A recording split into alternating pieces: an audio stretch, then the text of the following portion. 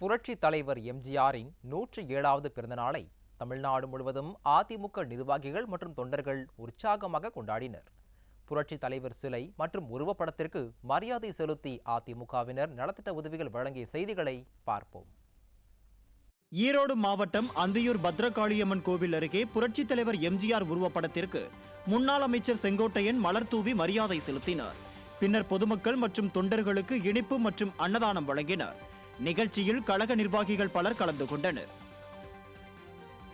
திருப்பத்தூர் மாவட்டம் ஜோலார்பேட்டை, நாற்றம்பள்ளி ஆகிய பகுதிகளில் நடைபெற்ற புரட்சித் தலைவர் எம்ஜிஆர் பிறந்தநாள் நிகழ்வுகளில் முன்னாள் அமைச்சரும் மாவட்ட கழக செயலாளருமான KC வீரமணி பங்கேற்று புரட்சித் தலைவர் சிலைகளுக்கு மாலை அணிவித்து மரியாதை செலுத்தினார்.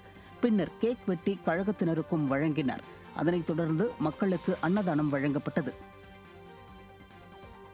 நாகை கிழக்கு கடற்கரை சாலையில் உள்ள புரட்சித் தலைவி அம்மா மாளிகையில் புரட்சித் தலைவர் எம்ஜிஆர் மற்றும் புரட்சித் தலைவி ஜெயலலிதா சிலைகளுக்கு முன்னாள் அமைச்சர் OS மணியன் மாலை அணிவித்து மரியாதை செலுத்தினார்.